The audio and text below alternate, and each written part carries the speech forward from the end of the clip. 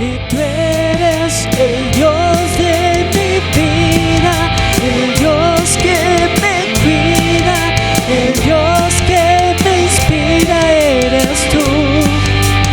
Tú eres el Dios de mi vida, el Dios que me cuida, el Dios que me inspira, eres tú.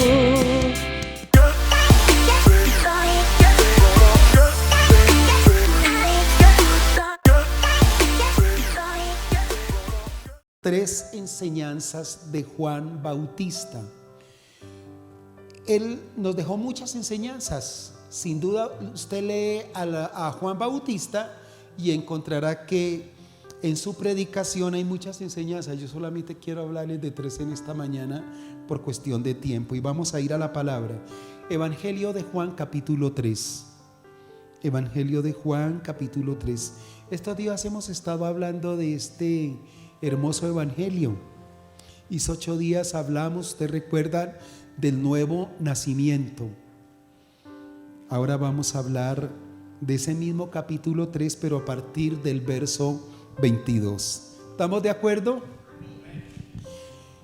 Vamos a leer la palabra bendita del Señor a partir de los versos 22 hasta el verso 31. Después de esto, vino Jesús con sus discípulos a la tierra de Judea y estuvo allí con ellos y bautizaba. Juan Bautista también en Enón junto a Salim, porque había allí muchas aguas, y venían y eran bautizados, porque Juan no había sido aún encarcelado. Entonces hubo discusión entre los discípulos de Juan y los judíos acerca de la purificación. Y vinieron a Juan y le dijeron: Rabí, mira que él está contigo al otro lado del Jordán, de quien tú diste testimonio, bautiza y todos vienen a él. Respondió Juan y le dijo: no puede el hombre recibir nada si no le fuera dado del cielo. Vosotros mismos me sois testigos de que dije: yo no soy el Cristo, sino que soy enviado delante de él. El que tiene la esposa es el esposo, mas el amigo del esposo que está a su lado y le oye, se goza grandemente de la voz del esposo. Así pues, mi gozo está cumplido. Es necesario que él crezca, pero que yo, ¿qué? Mengüe. El que de arriba viene es sobre todos. El que es de la tierra es terrenal y cosas terrenales habla. El que viene del cielo es sobre todos. Amén. Tomemos asiento, por favor. Algunas cosas de Juan Bautista que usted debe saber y que todos debemos saber es que él es contemporáneo de Jesús, que es mayor de Jesús 6 meses y que son familiares. Juan Bautista y Jesús eran primos. Él era hijo de Zacarías y de Elizabeth, una parejita de ancianos que toda la vida quisieron tener hijos y no habían tenido la bendición, sencillamente porque Elizabeth, la esposa de Zacarías, era una mujer estéril. Sin embargo, un ángel le habla a Zacarías, quien es sacerdote de parte de Dios para los judíos. Y el ángel le da la promesa de que ellos van a tener un hijo a esa edad bien avanzada. Y podemos decir entonces que Juan el Bautista y el Señor Jesús vinieron a este mundo a través de una obra sobrenatural. Ya era imposible que Elizabeth pudiera tener hijos, y en un acto milagroso, sobrenatural, ella concibió a Juan. Y María también, de una manera sobrenatural, fue engendrada por el Espíritu Santo, dice el evangelista Lucas. Y vino también a la tierra de una manera milagrosa. Y él venía, Juan Bautista, de parte de Dios con un propósito, como vienen todas las personas a la tierra. Mira que hay personas que andan acongojadas porque intentan aquí y allá y nunca pueden cumplir sus sueños, nunca salen adelante, y esta situación de fracaso les hace pensar que ellos vinieron aquí sin ninguna misión, sin propósito y sin nada. Pero yo quiero decirle a cada uno de los que estamos aquí de que nosotros vinimos de parte de Dios. Y si vinimos a esta tierra de parte de Dios, Él no nos soltó aquí sin más ni más. Él colocó propósito de vida para ti y para mí. Amén. Y yo sé que mucho de ese propósito ya se ha desarrollado, ya se ha cumplido en cada uno de ustedes. Tal vez falta, pero en ese proceso estamos. Y si alguien piensa que no sabe por qué y para qué está en esta tierra, quiero decirle hoy que Dios lo tiene para cosas buenas, gloriosas. Amén.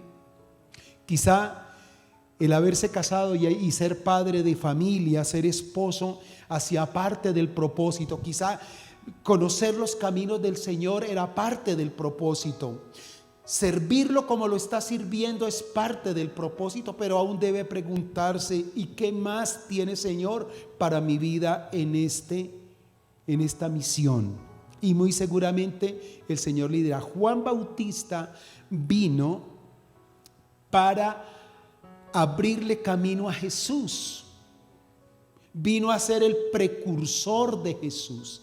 ¿Qué significa ser precursor?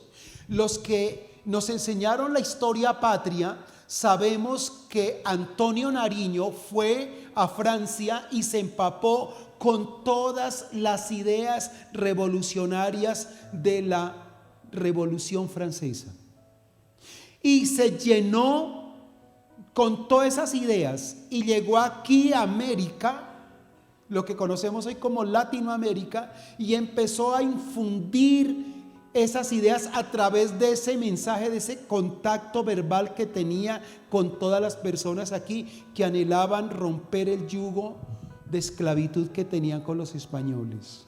Y él, podemos decir que empezó a leudar la mente, el intelecto y el corazón de todos los americanos de habla hispana que querían ser libres. De tal manera que cuando llega Simón Bolívar, que es el libertador, se encuentra con un pueblo hambriento y sediento ¿de qué? ¿De qué? De libertad, de libertad, de libertad. Juan el Bautista cumplió una misión parecida a la de Antonio Nariño. Vino y habló un mensaje de arrepentimiento. Él dijo: den frutos de arrepentimiento. Por ejemplo, en Mateo 3 del verso 1 al 3 dice: en aquellos días vino Juan el Bautista predicando en el desierto de Judea y diciendo: arrepentíos, porque el reino de los cielos se ha acercado. Pues este es aquel, decía Juan, de quien habló el profeta Isaías cuando dijo: voz del que clama en el desierto, preparad el camino del Señor y enderezad sus sendas. Y Juan lo tenía muy claro. Él sabía que había venido para traer ese mensaje de gracia. Es decir, llamar a las multitudes a que se arrepintieran de todo corazón y se volvieran al Señor. Y Juan dejó los corazones dispuestos. Recordemos que cuando Jesús empieza a predicar su mensaje y a cumplir su propósito de vida aquí en la tierra, muchos de los discípulos de Juan se pasaron al bando de Jesús. Y no era porque fueran mamertos como los políticos de hoy en día, ¿cierto? Porque en estos tiempos de elecciones vimos que estos políticos saltaban de una carpa a la otra y no se les daba nada. Pero no vamos a hablar de política, por supuesto. Solamente que Juan el Bautista, con su predicación de arrepentimiento, logró muchísimos adeptos, y él sabía que todos ellos se los tenía que endosar a Jesús, como efectivamente pasó. Qué bueno, ¿verdad, mis hermanos? Y pues claro que las enseñanzas de Juan Bautista y su actitud frente a Jesús nos enseñan tres cosas importantes. Y la primera es la siguiente, y es que el mensaje de Juan promovía el arrepentimiento verdadero y una conversión genuina. Si usted lee del verso 22 al 23, lo puede entender. Usted lo puede mirar ahí.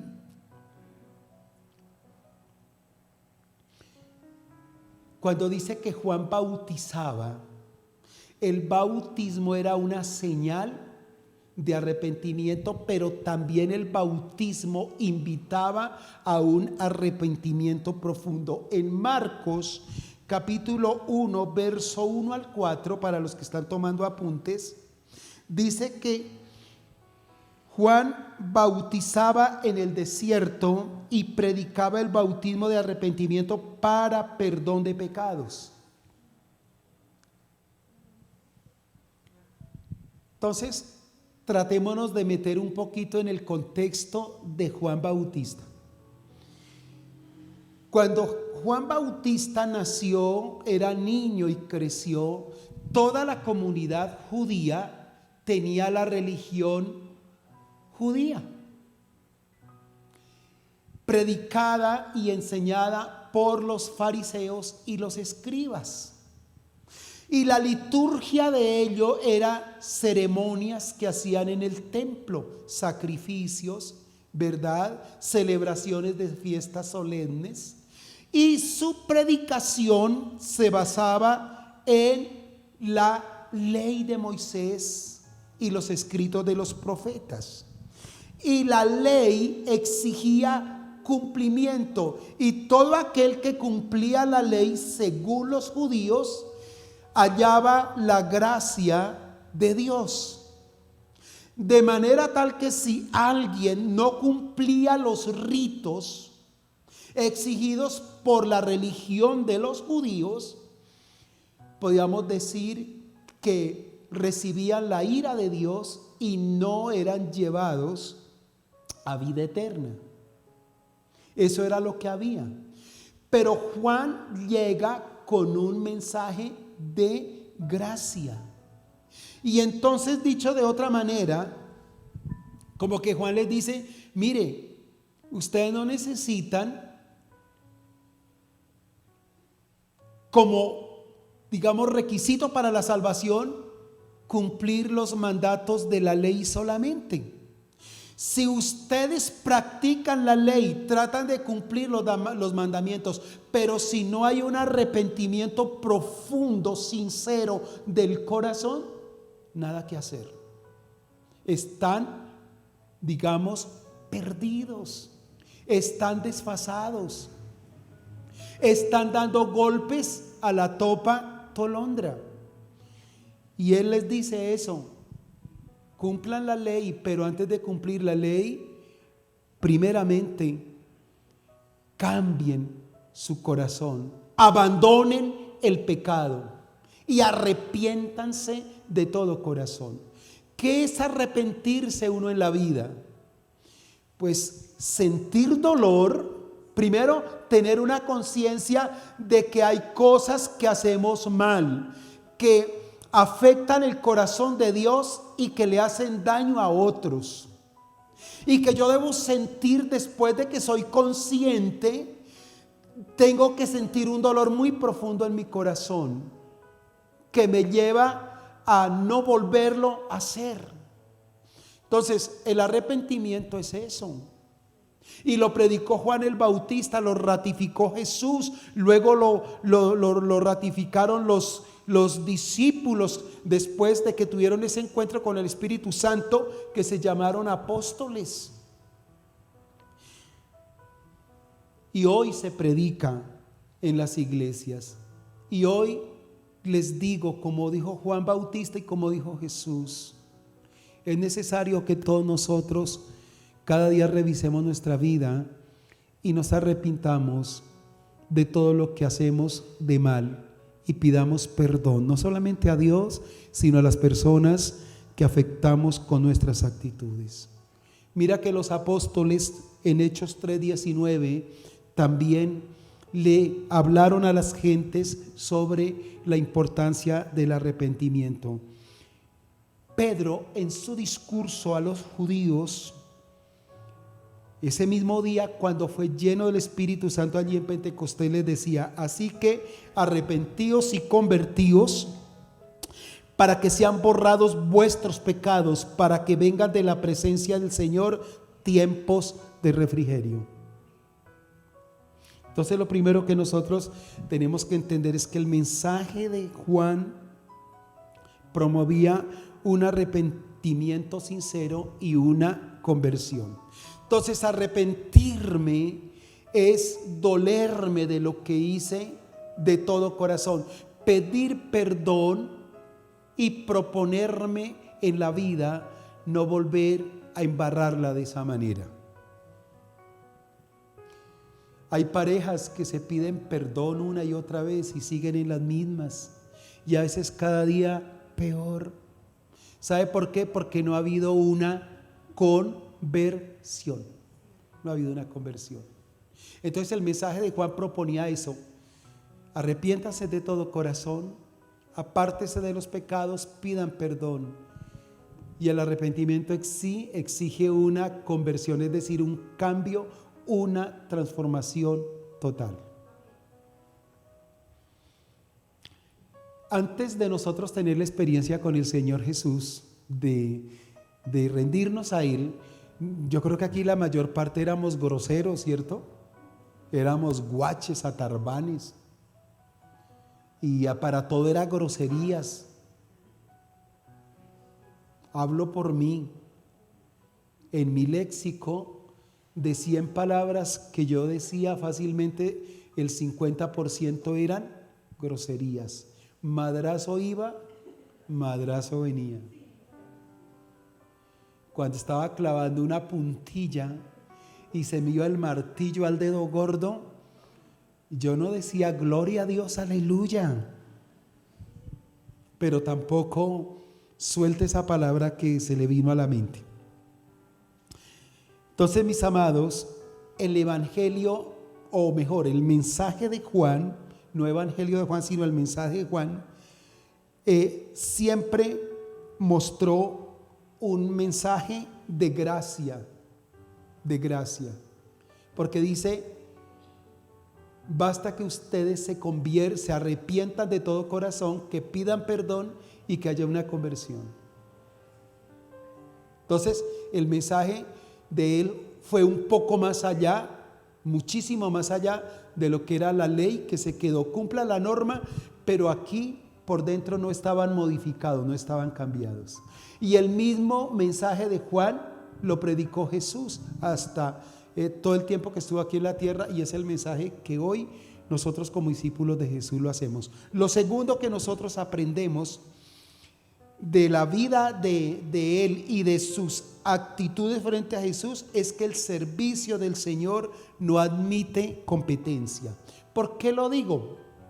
Por lo que leímos en el texto, que usted lo puede leer ahí en el verso 24-26. Los discípulos de Juan habían tenido una discusión con los judíos acerca de la ceremonia de la purificación. Y cuando hablamos de eso, pensamos que la discusión entre los discípulos de Juan y los judíos se debió tal vez a la forma como ellos se lavaban las manos antes de comer, hablando de purificación, de limpieza, pero también estaban hablando de otros ritos ceremoniales que tenían para como una simbología de lo que debía ser la purificación del alma y de todo el ser. Cuando termina esa discusión, los discípulos de Juan llegan un poco preocupados y le dicen a él: Señor, mira que nosotros vimos a ese judío que está al otro lado del Jordán, de quien tú diste testimonio, lo vimos bautizando, Señor. ¿Y cómo es eso si los que tenemos ese privilegio somos nosotros? Y Juan se queda callado y los discípulos: ¿y usted no va a decir nada? Y entonces Juan dice, nadie que no haya recibido del cielo puede hacer lo que ese que está al otro lado del Jordán está haciendo. Y entonces podemos leer ahí lo que dice. Él habla en el verso 24 al 26, él habla de algo importante. Dice: porque Juan no había sido aún encarcelado. Entonces hubo discusión entre los discípulos bueno, eso ya lo miramos, sí, acerca de la purificación. Verso 26: y vinieron a Juan y le dijeron: Rabí, mira que el que estaba contigo al otro lado del río Jordán, de quien tú diste testimonio, bautiza, y todos vienen a él. Respondió Juan y le dijo: no puede el hombre recibir nada si no le fuere dado del cielo. Vosotros mismos me sois testigos de que dije: yo no soy el Cristo, sino que soy enviado delante de él. Y el verso 29 dice: el que tiene la esposa es el esposo, mas el amigo del esposo que está a su lado le oye y se goza grandemente al oír la voz del esposo. Entonces, ¿qué es lo que ocurre aquí?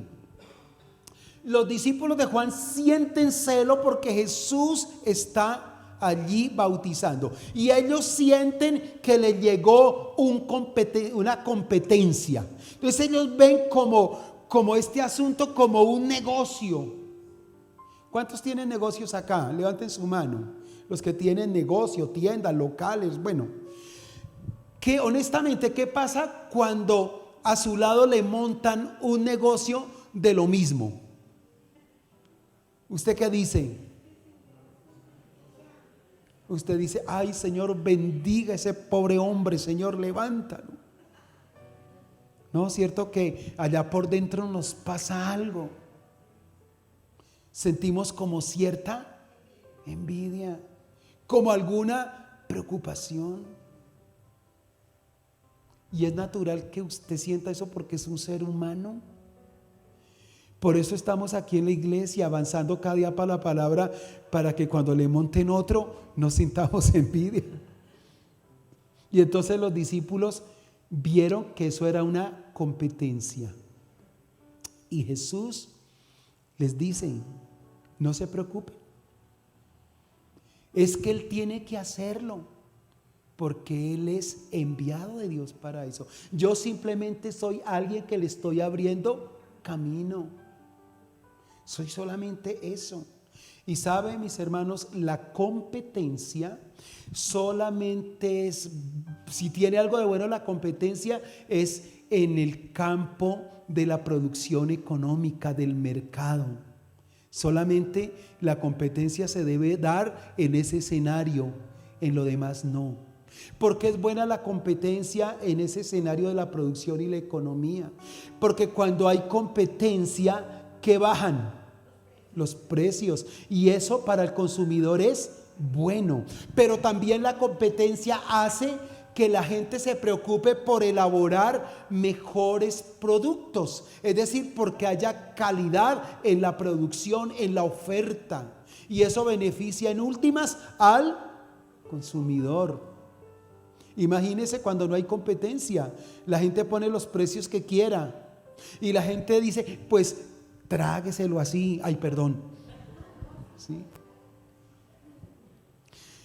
Pero la competencia que se ha llevado a otros terrenos es negativa. Hoy en día hay parejas, matrimonios que compiten entre sí. Y entonces dicen: ay, pues si él lo hace, dicen las damas, O el caballero dice, ella despilfarra ya en esa vanidad que la tiene invadida, pues porque yo tampoco me doy un gustico con los amigos. Y entonces arranca esa puja, esa competencia, que el último termina haciéndole mucho daño a la pareja. Hay hermanos que compiten entre ellos. Y la competencia en ese nivel es una competencia envidiosa, ¿cierto? Que no, digamos, no calcula los medios, sino que le importa es el fin, si tiene que pasarse muchas veces por encima de la otra persona. Y en el ministerio, entre hermanos de la iglesia, nunca deberemos vernos como competencia. Si Dios usa a la hermana Lolita para X o Y dentro de la iglesia, gloria a Dios. Se lo dio Dios, lo recibió del Padre y tiene un propósito, bendecir a la iglesia. Y yo no debo preocuparme porque si la hermana Juanita canta hermoso, gloria a Dios, pero yo debo decir, pero yo tengo lo mío también. Amén. ¿Por qué? Porque Dios a mí también me bendijo con algo que no tiene la hermana Juanita. Lo que pasa es que entre Juanita y yo podemos construir el reino de los cielos. Amén. Denle el aplauso al Señor.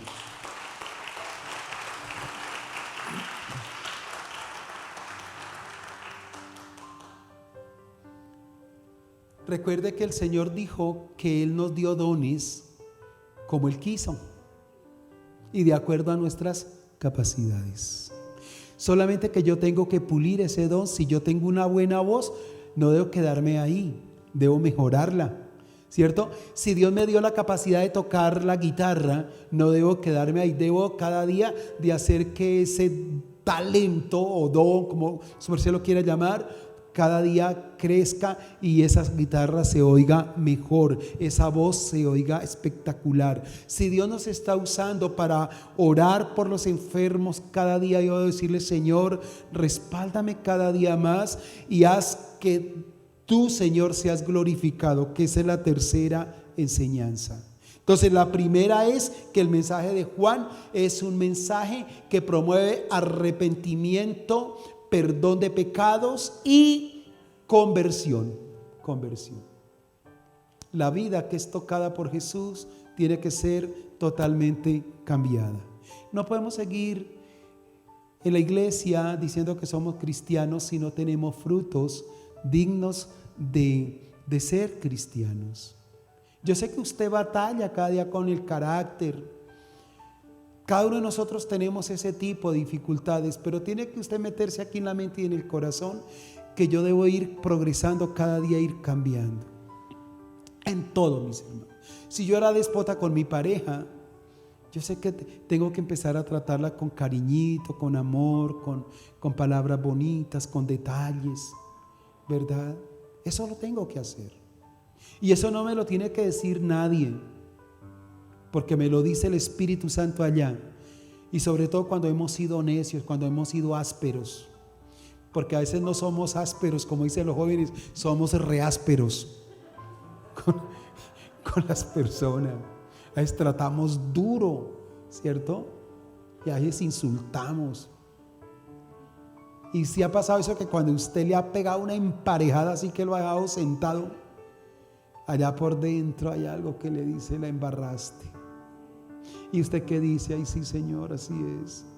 Señor, ayúdame. Pero si al otro día le vuelve y le pega otra emparejada peor, entonces estamos perdiendo el año.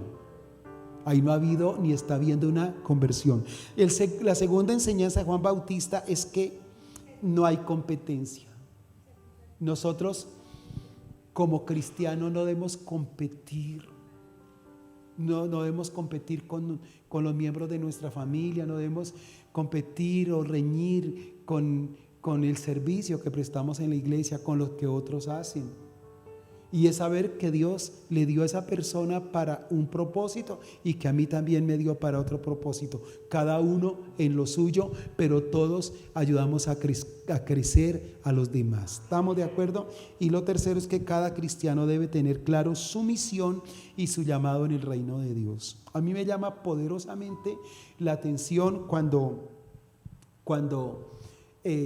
Juan dice en el verso 30, yo debo menguar para que Él crezca. Y eso es superlativo. Juan sabía que había venido como precursor de Jesús, pero que no era Jesús. Y él se lo dijo a sus discípulos, yo no soy el Mesías. El Mesías es ese que ustedes vieron al otro lado del Jordán y que está bautizando. Dicho de otra manera, yo no tengo problema en que ustedes se vayan para allá, se pasen para el otro bando y me dejen solo. Pero eso es duro, eso es fuerte. Si usted tiene un grupo familiar, si usted tiene 4, 5, 10 personas a los cuales le está enseñando a Jesús y esos 5 o 10 te están siguiendo y cumplidamente están en tus reuniones, ¿qué pasaría si algún día esos 5 o 10 no llegaron al lugar de reunión porque se fueron con otro? ¿Usted cómo se siente? Nos da duro, ¿cierto? Pero esa es la dinámica. Y yo, como promotor del reino de los cielos, como una persona que fui llamada con el propósito de llevar a los pies de Cristo a otros, no debo sentirme incómodo ni mal sabiendo que ellos me dejaron solos, pero que todos pegaron a la carpa de Jesús. Porque sabemos que están en el mejor lugar. Y cuando yo entiendo eso, ¿sabe qué está pasando? Que mi ministerio y mi vida está honrando al Señor y que yo no pretendo quedarme con la gloria que le pertenece al Señor. Amén. Es simplemente eso. Entonces los que entendemos a qué hemos venido en esta tierra, cuando nos bajamos de esta tarima, nos da igual. Nos da igual si me aplaudieron o si no me aplaudieron. Si no me dijeron, ay hermano, hoy cantaste como un ángel. Si no me dijeron eso, ¿qué me importa? Yo canté para el Señor, no canté para el auditorio. Yo prediqué para la iglesia, no para mi propio pecunio. Usted oró y se sanó. Si cuando dieron testimonio aquí no pronunciaron su nombre, no se preocupe, mejor, porque el testimonio es para la gloria de Dios y no para tu gloria. Y eso fue lo que hizo Juan Bautista. No reclamó dividendos para él.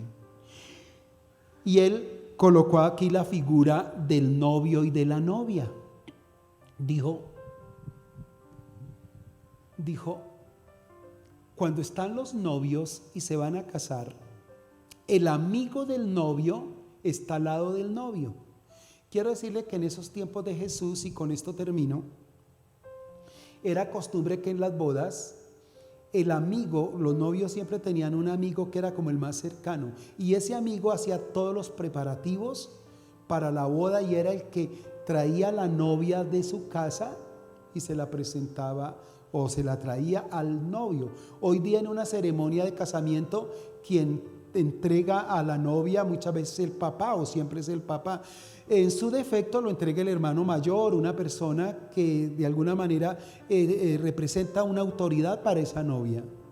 En ese tiempo era el novio y decía, es el novio el que se casa con la novia. Claro, ¿verdad? Y el amigo no puede esperar más. El amigo lo único que hace es estar al lado del novio y cuando escucha los votos que hacen los novios, ese amigo se goza. Y esta imagen de Juan Bautista es como una figura de lo que Jesús dijo más adelante, de que la iglesia es su novia y que él es el esposo de la novia. Y entonces lo que dice Juan, yo siento mucha alegría con todo lo que está pasando.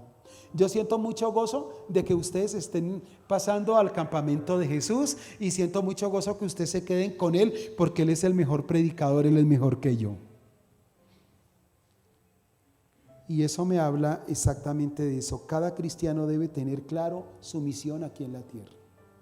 Cuando yo sé que soy un siervo de Dios y que yo trabajo en el reino de Él para Él y vivo para Él, entonces yo ya no busco dividendos personales. Yo busco es que Él sea glorificado en todo lo que yo hago.